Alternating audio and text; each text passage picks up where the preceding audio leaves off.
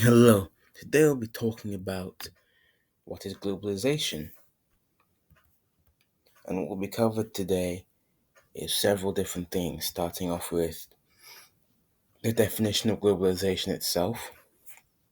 Then we'll be defining international businesses, since the two always go hand in hand to some degree. And then we should also be defining the factors for globalization. We will follow that up with what is international strategy. And then finally, we'll be talking about the driving factors for globalization. What is globalization?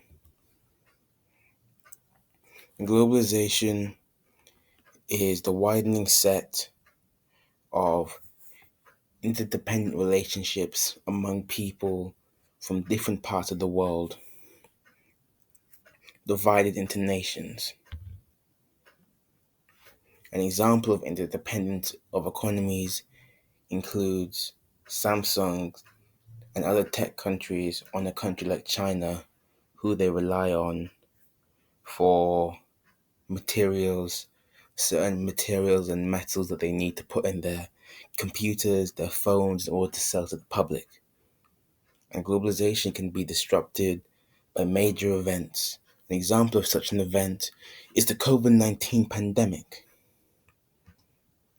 As you can see in the photo below, you can see all these lines across the globe, which shows connections between each continent, each country and each continent, and each one going vice versa, showing that both of them rely on each other to some degree or extent.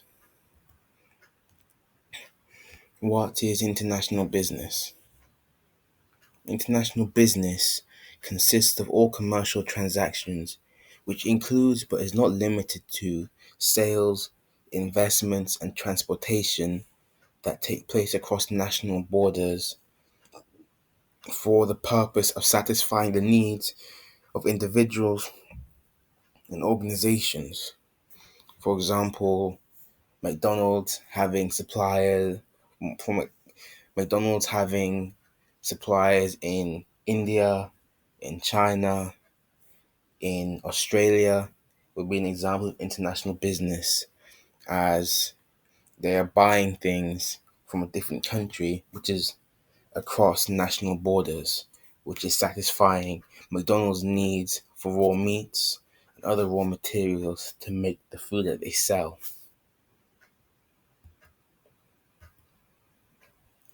Factors for globalization. There are two types of factors for globalization, which are known as push factors and enabling factors. Push factors are the things that pressure a business into going global, such as competition or customer demand or the need to stay relevant. For example, competition can force companies to go global, otherwise, they may lose out on lots of potential customers to their rival. For example, Apple and Samsung are direct rivals in the phone industry and in technology industry in general.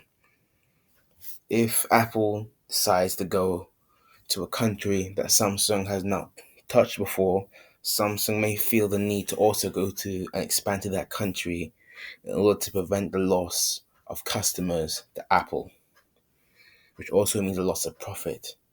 Customer demand can also force globalization, as if customers are demanding a specific product, such as a specific type of shoe, then a company like Adidas goes and fills it, a company like Nike may lose out and lose lots of customers to Adidas. And then the third push factor, the need to stay relevant.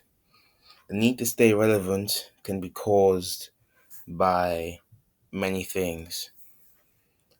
One glaring example of the need to stay relevant is new technologies being introduced. An example of a business that went out of business due to a new technology being introduced is BlackBerry, who went out of business because they could not adapt to the evolving phones fast enough. Another example is Kodak, who is in a sort of unique position as Kodak was the one who introduced that technology to begin with, but they refused to adopt that technology into their main products as it would kill their existing business. So in the end, they wound up going out of business anyway because of their refusal to adapt. Enabling factors refer to forces that develop and facilitate the growing interconnectedness of economies worldwide, and they include things like market access and integration and global supply chains. As global supply chains can enforce, no, not necessarily enforce, but force growing interconnectedness between economies, as one supply chain is supplying to that country, which can then lead to other businesses in that country deciding to look to that country to buy supply chains if the business that that supply chain is supplying to is putting out very high quality products. What is international strategy and global strategy? International strategy is the range of options for operating outside an organization's country of origin, e.g., Burger King trying to operate in China as Burger King is a US company. Another example is Nike trying to operate in Ethiopia, or Adidas trying to operate in Russia. Those are more examples of countries that are trying to operate in a country that is not their place of origin. And this is something that must be considered, as when a country is trying to operate internationally, they must take into account multiple factors, which I will cover in the next slide.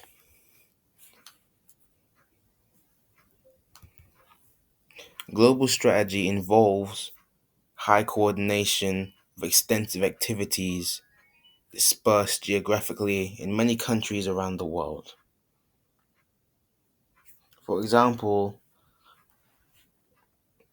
a country like McDonald's operates in multiple different countries around the world, and global strategy is, in fact, just one type of international strategy. Lastly, the drivers slash factors of internationalization. Several factors of internationalization exist, and they include but are not limited to the following. The first one is market drivers.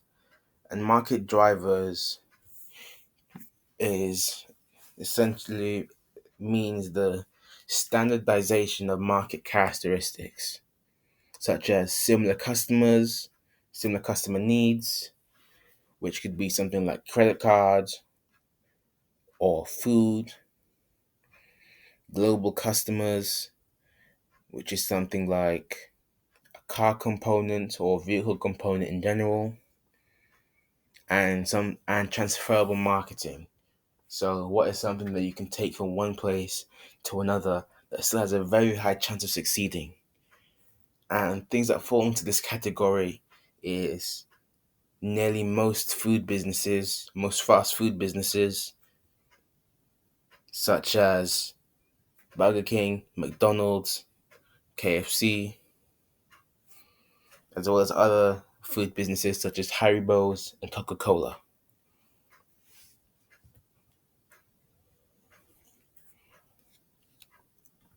The next factor is government drivers, which is things such as trade policies, which can include things like reductions of trade barriers in certain places like the EU.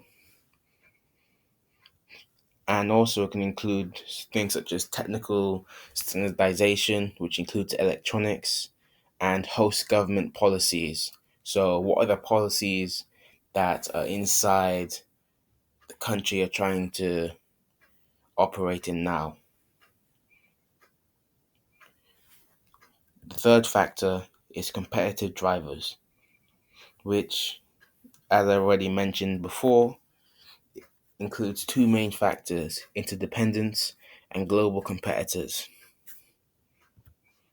The fourth and final factor that I'm mentioning in this video is cost drivers, which is something which includes things such as country specific differences, such as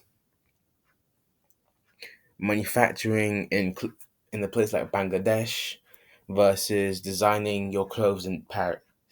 So you design the clothes you want in Paris, but you have the actual manufacturing done in a place like Bangladesh.